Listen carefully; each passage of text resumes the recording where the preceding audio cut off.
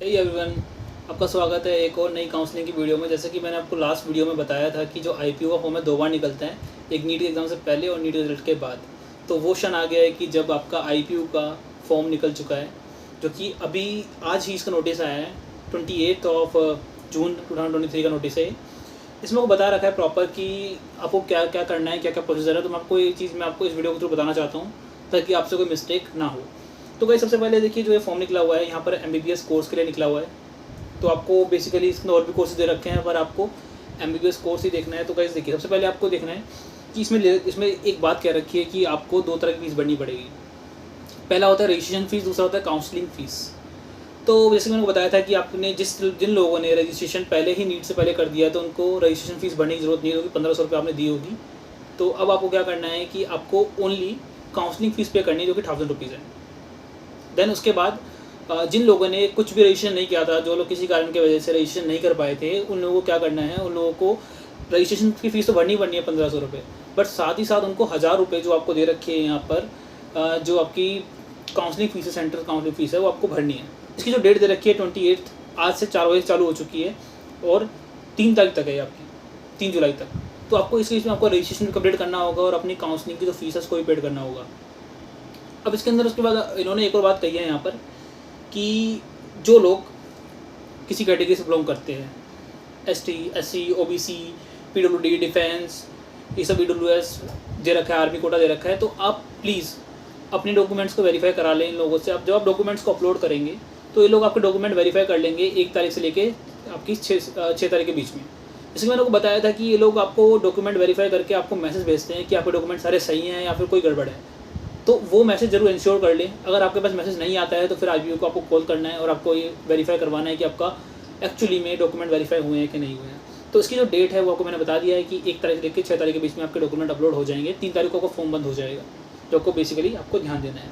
और उसमें एक और बात यहाँ पर दे रखी है, जो लोग आर्मी या फिर रिजर्व कैटेगरी से बिलोंग करते हैं, उन लोगों के लिए अपेंडिक्स 9A, 9B और 9C आपको देखना है। ये आपको आईपीओ की साइट पे ही मिल जाएगा।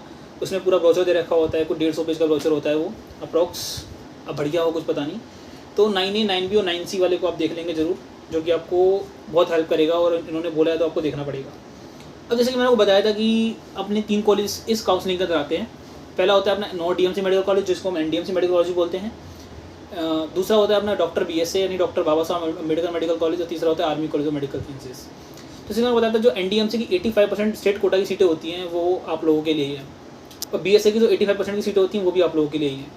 बट जो army college of medical science है, उसकी 100% सीटें जो हैं वो इसी काउंसलिंग के थ्रू होंगी। बट जो 15% एनडीएमसी और BSA की सीटें हैं वो ऑल इंडिया कोटा लेवल पर जाती हैं।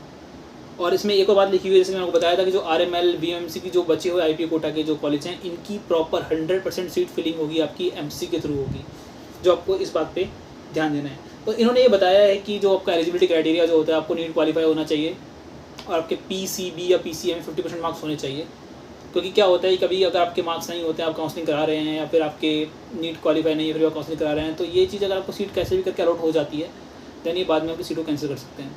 ये आपको ध्यान रखना है इस बात का, ठीक है। तो मैंने वो कॉलेज बता दिए हैं सारे जो अपने कॉलेज हैं एमबीबीएस के लिए। और हाँ, इन्होंने कुछ इंपॉर्टेंट इंस्ट्रक्शन दिए हैं जो लोग रिजर्व कैटेगरी वाले हैं उन लोगों के लिए। उन्होंने कहा है कि यहाँ पर जो ओबीसी कैटेगरी जो होना चाहिए, आपको स्टेट लेवल का होना चाहिए, स्टेट का होना चाहिए, ओबीसी दिल्ली होना चाहिए। और ईडब्ल्यूएस का ध्यान रखिएगा गाइस, ईडब्ल्यूएस आपका न्यू फाइनेंशियल ईयर का होना चाहिए, जैसे कि 31 मार्च 2023 के बाद का होना चाहिए। आपको नया बनवाना पड़ेगा। यदि आपका पिछले साल का है तो आप भूल जाइए कि आपको ये एक्सेप्ट करेंगे, नहीं।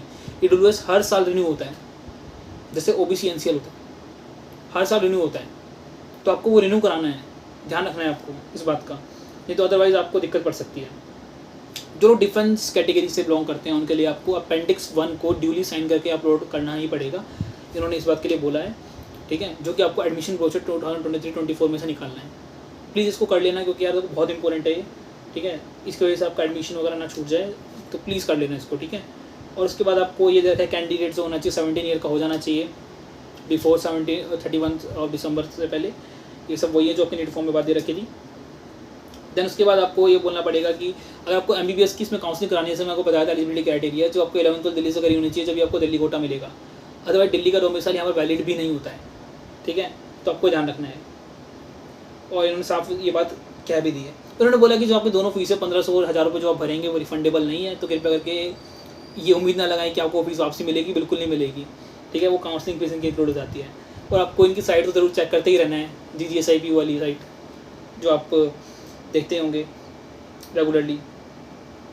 तो ये पूरा आपका ये ब्राउज़र था। मैं इसको कमेंट में या फिर कमेंट लिंक हो गया या फिर मैं आपको इसको डिस्क्रिप्शन में भेज दूंगा। तो बेसिकली मैं आपको बताना चाह रहा हूँ कि यार देखो, आपको काउंसलिंग का वक्त आ गया है, आपने इतनी मेहनत करी नीट के अंदर, अच्छे अच्छे मार्क्स लेके आए हो, तो गाइस अब काउंसलिंग बिल्कुल अच्छे से कराना।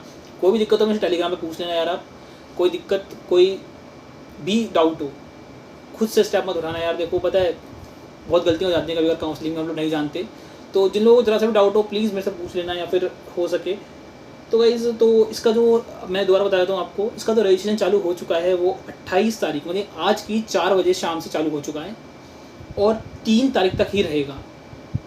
तो 4, 5, 6 दिन का ही रजिस्ट्रेशन है। तो आपको ये भरना है और आपके डॉक्यूमेंट वेरीफाई जरूर करा लेना चाहिए, जो गाइज़ जो कैटेगरी वाले हो। जनरल कोई डॉक्यूमेंट वेरिफिकेशन बस वो उनका 10th 12th की मार्कशीट का आता है, ठीक है। बट जो आपका मेन जो सर्टिफिकेट होता है, रिजर्व सर्टिफिकेट, उसको वेरीफाई करवाना बहुत ज़रूरी है। अब कई लोगों को डाउट आ रहा है यार कि जो SC/ST का सर्टिफिकेट होता है ना, वो सेंटर उससे फ़र्क नहीं पड़ता। हाँ गाइस देखो, ये बात बहुत अच्छी है, आपने ये बात बहुत अच्छी पूछी। देखो जो SC/ST का सर्टिफिकेट वो स्टेट या कुछ नहीं होता, वो एक ही होता है हर जगह पे, तो आपको ये ध्यान रखना है, ठीक है। और OBC का होता है स्टेट का और सेंट्रल का अलग होता है, क्राइटेरिया अलग होता है, और EWS का भी अलग होता है, ठीक है। ये आपको ध्यान रखना है। बाकी ये जो फॉर्म है आपको इसमें वही चीज़ बता रखी है, क्राइटेरिया है, बस आपको मेन ध्यान रखना है। आपको फॉर्म जिसने नहीं भरा है भर देना फॉर्म यार, आपको पूरा प्रॉपर फॉर्म भरना है। और बेसिकली देखा जाए तो आपका जो फॉर्म है उसमें आपको जो काउंसलिंग फ़ीस भरनी है वो आपको फॉर्म भरने के वेरिफिकेशन के बाद भरनी है, उसके बिना आप काउंसलिंग में एंट्री नहीं ले पाओगे। वो काउंसलिंग 1000 रुपीज़ फीस आपको भरनी होगी। जिन लोगों ने पहले कर दिया रजिस्ट्रेशन, 1500 रुपये भर चुके थे, वो लोग एक बार अपनी ड्रिलिंग देख लेंगे, करेक्शन करना हो तो कर लेना भाई, करेक्शन बहुत इंपॉर्टेंट है। देन उसके बाद आप आगे अपनी जो 1000 रुपीज़ काउंसलिंग फ़ीस है वो भर लेना। जिन लोगों ने कुछ भी नहीं किया था वो आपने 1500 रुपये भर के डिटेलिंग अच्छे से भरना, कोई एरर मत करना, ये लास्ट चांस होगा आपका एरर वो सुधारने का, ठीक है। हाँ, अब एक डाउट और आ रहा था कि भैया हमने जो कैटेगरी पहले हमने जनरल भर दी थी, पर हम EWS हैं, या पहले हम जनरल भर दी थी अब हम OBC हैं, तो आप अपनी कैटेगरी चेंज कर सकते हो बाय अपलोडिंग ऑफ सर्टिफिकेट, ठीक है। आपके पास सर्टिफिकेट होना जरूरी है इन 28 से 3 तारीख के बीच में, तो अपलोड अच्छे से करिएगा पूरा सब कुछ। तो ऑल द बेस्ट आप लोगों को, अपनी बढ़िया से काउंसलिंग करवाइए, भरिए। बाकी और वीडियोस आएंगी, आपको मैं काउंसलिंग रिकॉर्ड करता रहूँगा समय समय पे। तो अगली वीडियो में कुछ अच्छा लेके आएंगे जो आपको बहुत इंटरेस्टिंग लगेगा। चलिए मिलते हैं अगली वीडियो में, तब तक के लिए गुड बाय।